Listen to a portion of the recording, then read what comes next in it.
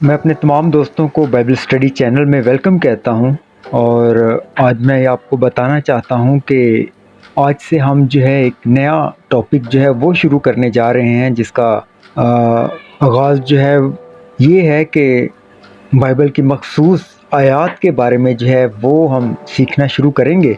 और आप दोस्तों को ये भी बताना चाहता हूं कि इसी के साथ साथ जो है हमारे पुराने टॉपिक्स यानी नया अहदनामे की जो किताबें हैं और बाइबल के लोग जो हैं वो भी कंटिन्यू रहेंगे, लेकिन उसके साथ साथ जो है वो मखसूस आयात जो हम रोज़मर्रा अपनी ज़िंदगी में सुनते हैं या पढ़ते हैं या बाइबल स्टडी करते वक्त या चर्च में हम जो है उनको आयात को सुनते हैं, उनके बारे में थोड़ा सा तफसील से जो है या उन पर हम गौर करेंगे। तो आप दोस्तों से ये रिक्वेस्ट है कि अगर आप जो हैं बाइबल स्टडी में इंटरेस्ट रखते हैं या बाइबल सीखना चाहते हैं तो इस चैनल को जो है वो सब्सक्राइब कर दें, ताकि नेक्स्ट वीडियो जो है आने वाली उनके बारे में आपको जो है वो मालूमात मिलती रहे।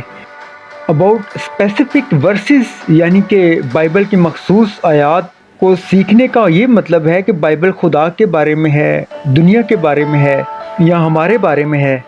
और मसीहियों का सबसे अहम इल्म का ज़रिया जो है वो बाइबल है, लेकिन बाइबल को समझना हमेशा आसान नहीं होता।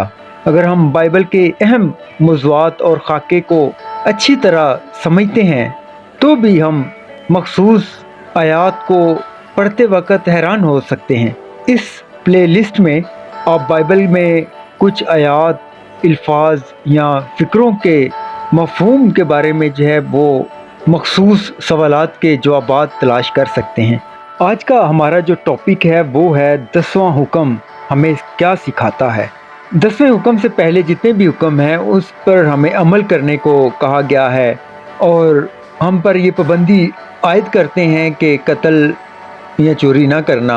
आखिरी हुक्म में कहा गया है, आए एक बाइबल में से एक हवाला देखते हैं, खरूज 20 बाब 17 आयत। तू अपने पड़ोसी के घर का लालच ना करना, तू अपने पड़ोसी की बीवी का लालच ना करना और ना उसके गुलाम और उसकी लोंडी और उसके बैल और उसके घर का, और ना अपने पड़ोसी के किसी और चीज़ का लालच करना। मुख्तसर ये कि खुदावंद अपने लोगों को किसी और की चीज़ की ख्वाहिश करने से मना करते हैं। लालच करने में क्या हर्ज है?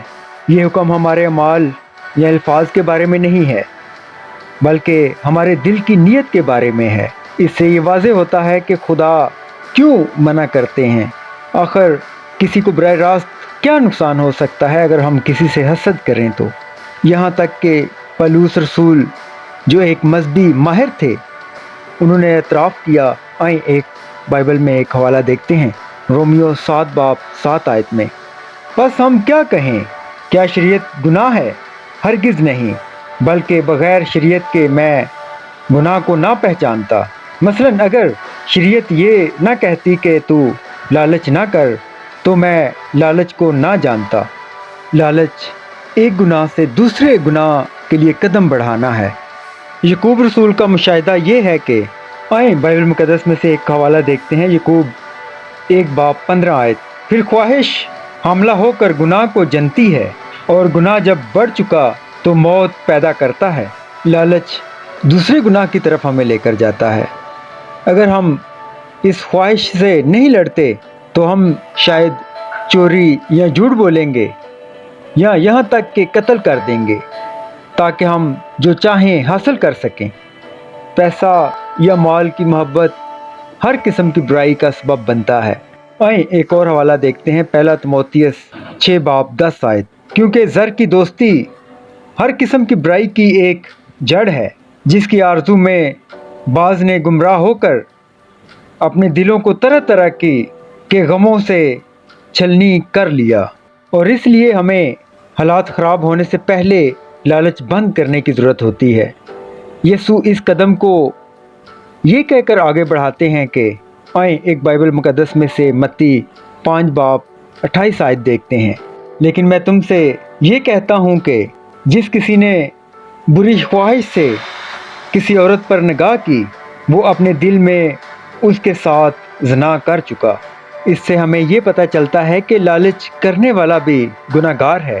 آپ کی گہری خواہش کیا ہے؟ نہ صرف لالچ ہمیں دوسرے گناہوں کے لیے آمادہ کرتا ہے بلکہ اس سے ہمارے تعلقات کو بھی نقصان پہنچتا ہے۔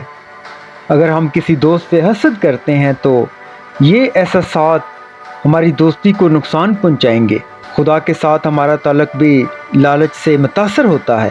خدا اپنے لیے ہمارے دل میں پہلا مقام چاہتا ہے۔ آئیں بائبل مقدس میں سے ایک حوالہ دیکھتے ہیں۔ استثنا 6:5 تو اپنے سارے دل اور اپنی ساری جان اور اپنی ساری طاقت سے خداوند اپنے خدا سے محبت رکھ۔ زبور 37:4 ہمیں اچھی نصیحت کرتا ہے۔ خداوند میں مسرور رہ اور وہ تیرے دل کی مرادیں پوری کرے گا۔ اگر ہم خدا کی طرف سے دیے گئے اچھے کاموں سے مسلسل آگاہ رہیں تو اس سے لالچ کو روکا جا سکتا ہے اور ہمارے اطمینان، خوشی، امن کو بڑھانے میں مدد ملتی ہے۔ ہماری احتیاط کے لیے ایک مثال ہے۔ پہلا سلاطین کی کتاب میں آپ بادشاہ اخیب کے بارے میں کچھ کہانیاں پڑھ سکتے ہیں۔ وہ ایک برا بادشاہ تھا، اپنے کسی پیشرو سے بھی بدترین تھا۔ اس نے بال اور عشرہ کے بتوں کو متعارف کروایا اور اسرائیل کے سچے خدا کی بجائے ان کی خدمت کی۔ آپ دیکھ سکتے ہیں پہلا سلاطین 21 میں ریکارڈ ہے کہ بادشاہ اخیب ایک انگور کا باغ چاہتا تھا جو نبوت کا تھا، لیکن نبوت زمین کے اس پلاٹ کو فروخت نہیں کرنا چاہتا تھا کیونکہ یہ اس کے باپ دادا کی وراثت تھی۔ بادشاہ اخیب نے ایک بگڑے ہوئے بچے کی طرح رد عمل ظاہر کیا۔ آئیں ایک حوالہ بائبل مقدس میں سے دیکھتے ہیں۔ پہلا سلاطین 21:4 اور اخیب اس بات کے سبب سے جو اسرائیلی نبوت نے اس سے کہی اداس اور ناخوش ہو کر اپنے گھر میں آیا، کیونکہ اس نے کہا تھا میں تجھ کو اپنے باپ دادا کی میراث نہیں دوں گا، سو اس نے اپنے بستر پر لیٹ کر اپنا منہ پھیر لیا اور کھانا چھوڑ دیا۔ پھر اس کی بیوی نے عہدیداروں کو حکم دیا کہ وہ نبوت پر توہین رسالت کا جھوٹا الزام لگائیں اور اسے پتھر مار کر ہلاک کر دیں۔ آئیں ایک اور حوالہ دیکھتے ہیں۔ پہلا سلاطین 21:16 جب اخیب نے سنا کہ نبوت مر گیا ہے تو اخیب اٹھا تاکہ اسرائیلی نبوت کے پاکستان کو جا کر اس پر قبضہ کرے۔ اس سے ظاہر ہوتا ہے کہ اخیب بادشاہ نے لالچ میں وہ جگہ حاصل کی، لیکن خدا نے اس کے اس عمال کو نامنظور کیا۔ خداوند نے حضرت ایلیاہ کو بھیجا کہ وہ اس کے گناہ کا مقابلہ کرے اور اسے کہے۔ پہلا سلاطین 21:20-21 میں دیکھتے ہیں۔ اور اخیب نے ایلیاہ سے کہا، اے میرے دشمن، کیا میں تجھے مل گیا؟ اس نے جواب دیا کہ تو مجھے مل گیا اس لیے کہ تو نے خداوند کے حضور بدی کرنے کے لیے اپنے آپ کو بیچ ڈالا ہے۔ دیکھ میں تجھ پر بلا نازل کروں گا اور تیری پوری صفائی کر دوں گا، اور اخیب کی نسل کے ہر ایک لڑکے کو، یعنی ہر ایک جو اسرائیل میں بند ہے اور اسے جو آزاد چھوٹا ہوا ہے، کاٹ ڈالوں گا۔ یقیناً اس سے ہمیں یہ پتہ چلتا ہے کہ کس طرح لالچ خوفناک، ناانصافی اور یہاں تک کہ قتل کا باعث بن سکتا ہے۔ اس لیے لالچ سے ہمیشہ ہمیں دور رہنا چاہیے۔ Thank you.